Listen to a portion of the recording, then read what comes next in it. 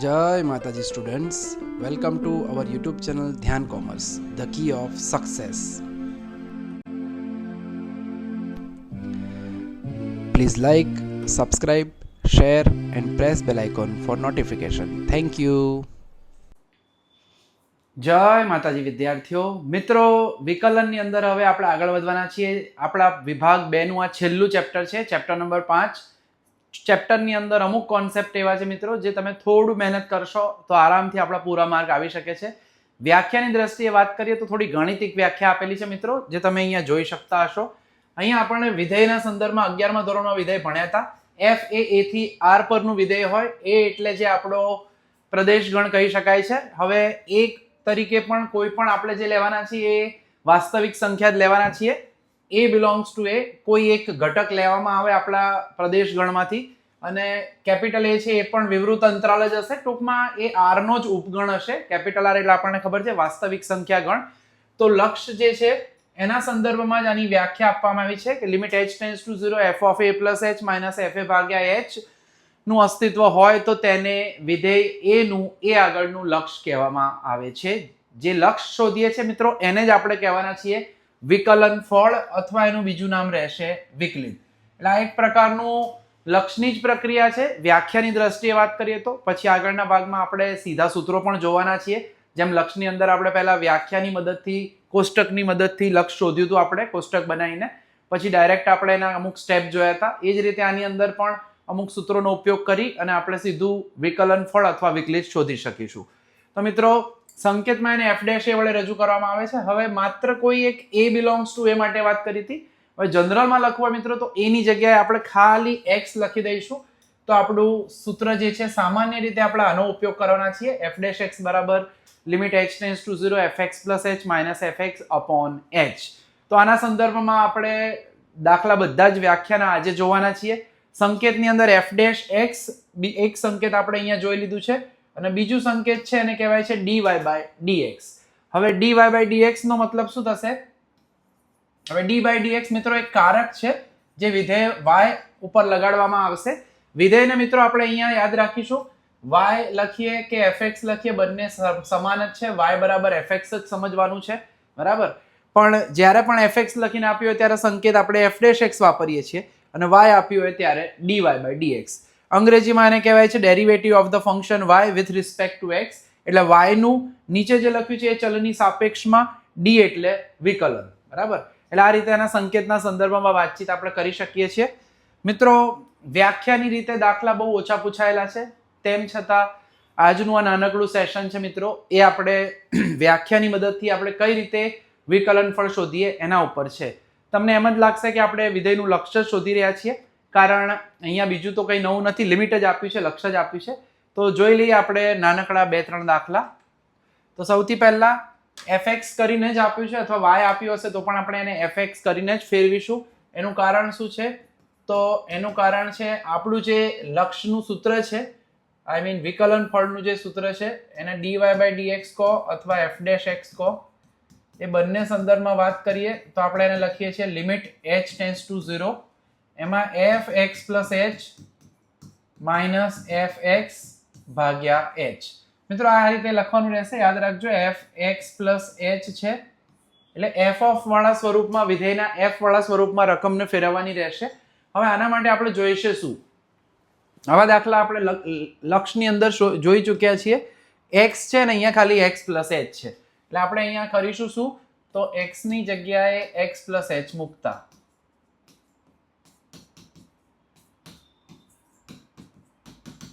તો f x ની જગ્યાએ x પ્લસ h મૂકવાનું. એટલે x અહીંયા બે જગ્યાએ છે, વર્ગ જે છે એને આપણે કોઈ ફેરફાર નથી કરવાનો, એટલે x ની જગ્યાએ x પ્લસ h મૂકીએ, x પ્લસ h નો વર્ગ.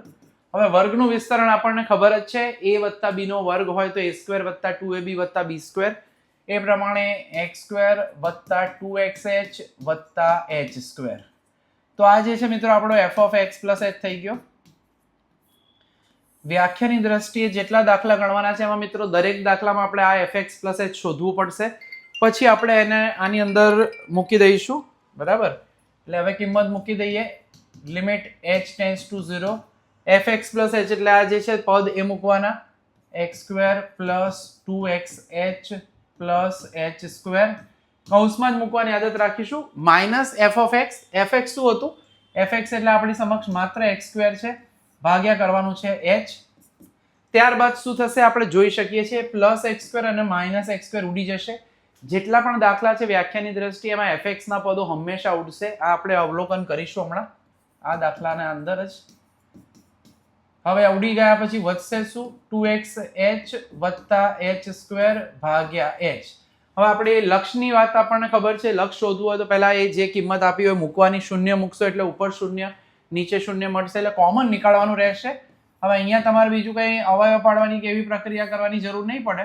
માત્ર આપણે શું કરવાનું છે, h કોમન નીકાળવાનું રહેશે. બધામાં h ટેન્ડ્સ ટુ 0 જશે. બાય ડિફોલ્ટ વ્યાખ્યા જ આપણી એવી છે. એટલે અહીંયા મળશે આપણને 2x વત્તા h અને નીચે h.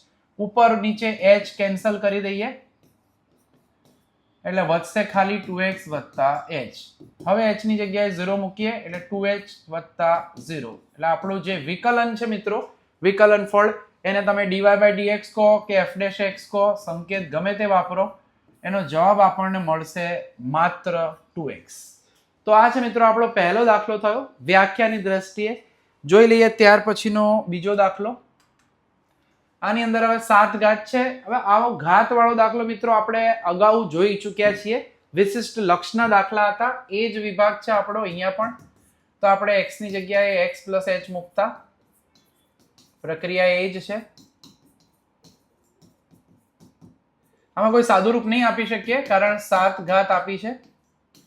આપણને ખ્યાલ છે આવો જ દાખલો અગત્યનો આપણે આગળ લક્ષ ચેપ્ટરમાં પણ જોઈ ચૂક્યા છીએ. હવે આપણું વ્યાખ્યા જોઈ લઈએ વિધેયના વિકલન ફળના સંદર્ભમાં. તો f'(x) limit h tends to 0 fx plus h minus fx ભાગ્યા h.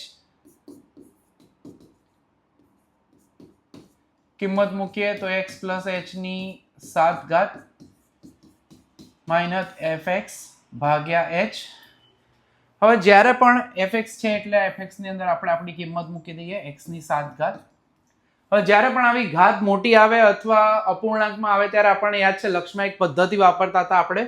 x પ્લસ h જે છે એની જગ્યાએ કોઈ નવો ચલ લઈ લેતા હતા. એટલે આપણે અહીંયા ધારણા કરી લેવી પડે. ધારો કે x પ્લસ h બરાબર t લેતા. હવે આનાથી શું થશે? તો કામ આપણે સૂત્ર એક ઉપયોગ કરેલો જ છે, એનો જ ઉપયોગ થશે. x પ્લસ h ની જગ્યાએ હું t મૂકી દઈશ એટલે t ની 7 ઘાત માઇનસ x ની 7 ઘાત. સાથે તમે આમાં જોઈ શકો નીચે h છે તો આ કામ આપણે આગળ કરેલું જ છે. તો h ની જગ્યાએ થશે t માઇનસ x. એટલે આ જૂનું સૂત્ર આપણું હતું x ટેન્ડ્સ ટુ a વાળું, x(n - a(n) x. એનું સ્વરૂપ થશે. અને જો h ટેન્ડ્સ ટુ 0 હોય તો આપણને ખબર છે h ની જગ્યાએ 0 મૂકો તો t ટેન્ડ્સ ટુ શું થશે? x થાય. હવે આ વિભાગ જોવો હોય તો તમે લક્ષના ચેપ્ટરની અંદરના વિડિયો લેક્ચરમાં જોઈ શકશો. એટલે ફોર્મેટ આપણું સૂત્રવાળું આવી ગયું છે t ટેન્ડ્સ ટુ x. તો સૂત્ર આપણું જૂનામાં આગળના ભાગમાં આપણે ચલ અલગ લેતા હતા. x tends to a x(n - a(n) x - a. તો આના જવાબમાં આપણે યાદ રાખતા હતા અહીંથી ઘાત લેવાની, અહીંથી આંકડો લેવાનો, એટલે કે n a(n-1). તો આ સૂત્ર પ્રમાણે ઘાત અહીંયાથી લેવાની, આંકડો અહીંયાથી લેવાનો, એ પ્રમાણે થશે 7x(7 - 1). એટલે આપણો જવાબ થશે 7x ની 6 ઘાત. તો એક પ્રકારનો મિત્રો અહીંયા આપણે જે છે એ રિવિઝન જ થઈ ગયું લક્ષનું, જે આપણે આગળ ગણેલા છે લક્ષના દાખલા એનું. તો આની અંદર આપણે ચલ બદલવાની અને લક્ષ માટે લિમિટ બદલવાની પ્રક્રિયા જોઈ. હવે મિત્રો આજના નાનકડા સેશનમાં એક ઓર દાખલો જોઈ લઈએ. થોડા સાદુરૂપ વાળો દાખલો છે. પ્રક્રિયા એ જ છે, વ્યાખ્યાની મદદથી જ કામ કરવાનું છે આપણે અહીંયા. તો લખી શકાય કે x ની જગ્યાએ x પ્લસ h મૂકતા એ જ પ્રક્રિયા કરવાની છે. થોડું અહીંયા સાદુરૂપ આવશે.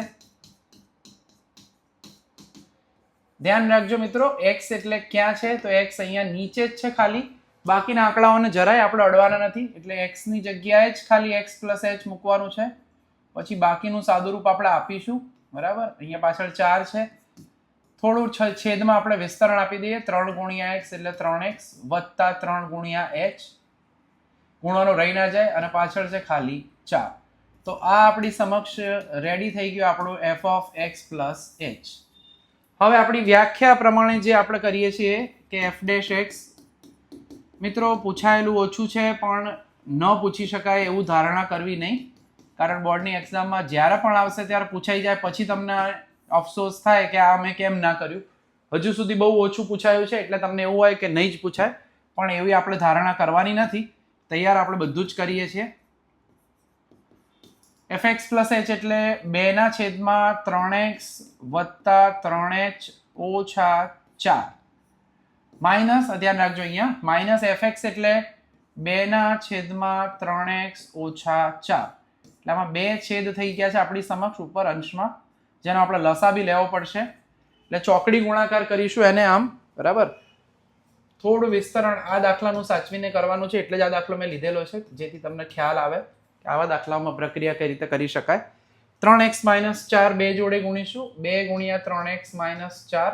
અહીંયા ખાસ ધ્યાન રાખવાનું એ રહે મિત્રો કે માઇનસ નિશાની છે એટલે કૌંસ કર્યા વગર કામગીરી કરવી નહીં, એની જોડે ગુણાશે 3x + 3h ઓછા 4. અને નીચે આ બંનેનો ગુણાકાર, h આપણો ઓલરેડી છે જ, એમને એમ રાખું છું. અને આ જે છેદ હતા ઉપરવાળા અંશના એમની સાથે હું અહીંયા લખી દઉં છું. હવે આપણે માત્ર વિસ્તરણ આપવાનું છે.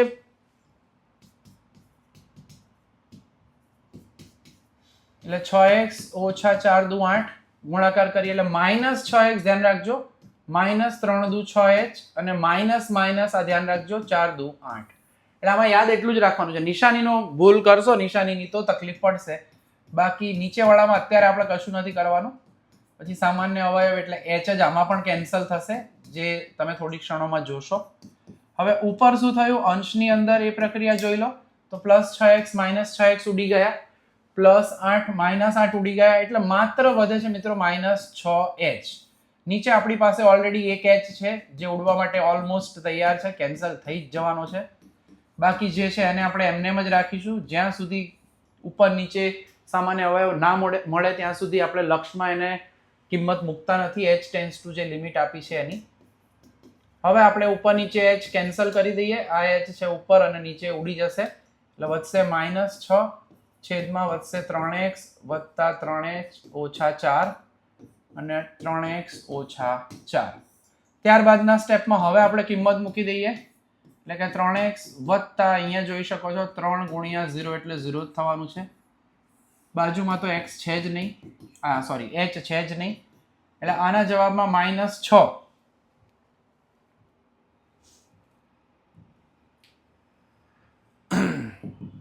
-6.